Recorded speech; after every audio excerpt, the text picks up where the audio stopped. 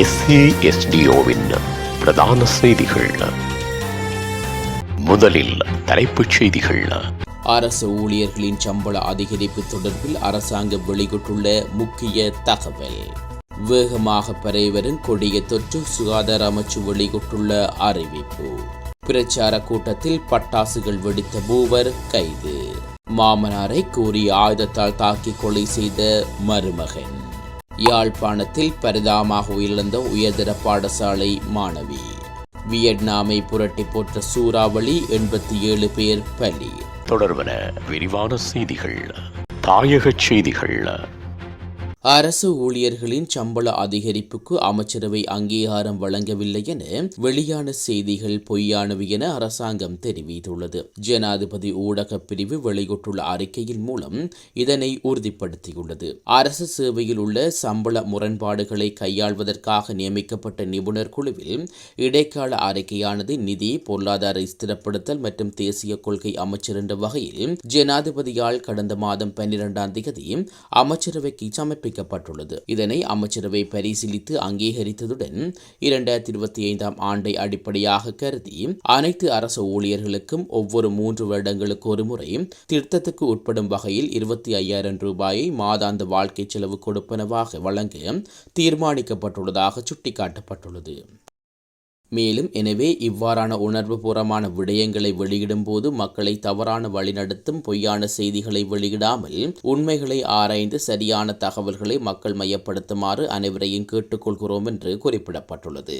குரங்கம்மை தொற்று நோய் குறித்து அவதானத்துடன் இருப்பதாக இலங்கை சுகாதார அமைச்சு அறிவித்துள்ளது. இந்தியாவில் குரங்கம்மை அறிகுறியுடன் முதலாவது நபர் அடையாளம் காணப்பட்டதுடன் குறித்த நபர் தனிமைப்படுத்தப்பட்டுள்ளார். இதேவேளை அவரது நோயின் தன்மை தொடர்பில் தொடர்ந்தும் கண்காணிக்கப்பட்டு வருவதாக இந்திய ஊடகங்கள் செய்தி வெளியிட்டுள்ளன. இவ்வாறான நிலையில் இலங்கைக்கு வரும் சுற்றுலா பயணிகளில் அதிகளவானோர் இந்தியாவிலிருந்தே வருவதால் குரங்கம்மை காய்ச்சல் தொடர்பில் அவதானத்துடன் இருப்பதாக சுகாதார அமைச்சு குறிப்பிட்டுள்ளது. இந்த நோய் தொடர்பில் முன்னெச்சரிக்கையாக இருப்பதால் சமூகத்துக்கு நேரடியாக பாதிப்பு ஏற்பட வாய்ப்பில்லை என அதன் அதிகாரி ஒருவர் தெரிவித்துள்ளார்.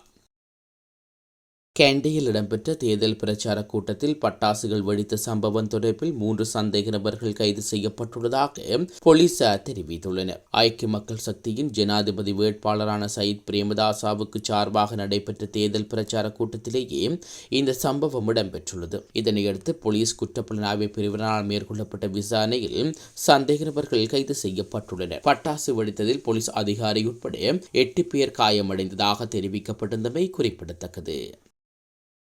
மருமகன் தனது மாமனாரை கூறிய ஆயுதத்தால் தாக்கி கொலை செய்துள்ளதாக நீர்கொழும்பு போலீசார் தெரிவித்துள்ளனர். இந்த சம்பவம் நீர்கொழும்பு மாங்குழி பிரதேசத்தில் இடம்பெற்றுள்ளதாக போலீசார் தெரிவித்துள்ளனர். சம்பவத்தில் மாங்குழிய பிரதேசத்தைச் சேர்ந்து 40 வயதுடைய மாமனாரை கொலை செய்யப்பட்டுள்ளார். கொலை செய்யப்பட்டவருக்கும் மகளுக்கும் இடையில் ஏற்பட்ட வாக்குவாதம் எல்லை மீறியதில் சந்தேகமான மருமகனால் இந்த தாக்குதல் இடம்பெற்றுள்ளதாக போலீசார் மேற்கொண்ட விசாரணைகளில் தெரிய வந்துள்ளது. சம்பவத்தை அடுத்து சந்தேகமான மருமகனை கைது செய்வதாக மேலதிக விசாரணைகளை நீர்கொழும்பு போலீசார் மேற்கொண்டு வருகின்றனர்.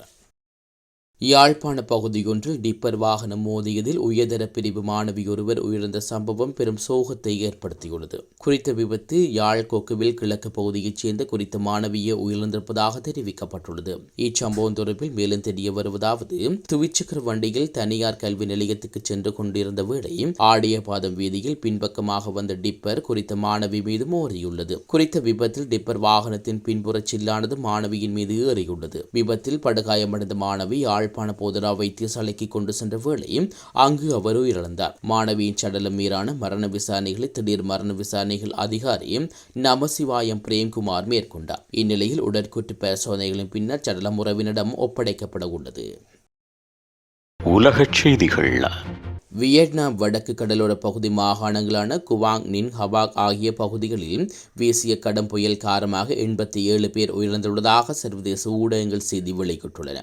யாகி என பெயரிடப்பட்ட இந்த புயல் கடந்த ஞாயிற்றுக்கிழமை வியட்நாமை தாக்கியது. புயல் காரணமாக கடலோர பகுதிகள் கடுமையாக பாதிக்கப்பட்டதுடன் தொடர்ந்து மழை பெய்து வெள்ளம் மற்றும் நிலச்சரிவு ஏற்பட்டது. இதனால் மக்களின் இயல்பு வாழ்க்கை பாதிக்கப்பட்டுள்ளது. இதன் பாதிப்புகளை சிக்கி இதுவரையில் 87 பேர் உயிரிழந்துடன் 70 பேர் காணாமல் போயுள்ள நிலையில் நூற்றுக்கணக்கானோர் காயமடைந்துள்ளதாக தெரிவிக்கப்படுகிறது. மீண்டும் தலைப்புச் செய்திகள். அரசு ஊழியர்களின் சம்பள அதிகரிப்பு தொடர்பில் அரசாங்கம் வெளியிட்டுள்ள முக்கிய தகவல். வேகமாக பரவிவரும் கொடிய தொற்று, சுகாதார அமைச்சு வெளியிட்டுள்ள அறிவிப்பு. பிரச்சார கூட்டத்தில் பட்டாசுகள் வெடித்த மூவர் கைது. மாமனாரை கூறிய ஆயுதத்தால் தாக்கி கொலை செய்த மருமகன். யாழ்ப்பாணத்தில் பரிதாபமாக உயிரிழந்த உயர்தர பாடசாலை மாணவி. வியட்நாமை புரட்டி போட்ட சூறாவளி, 87 பேர் பலி.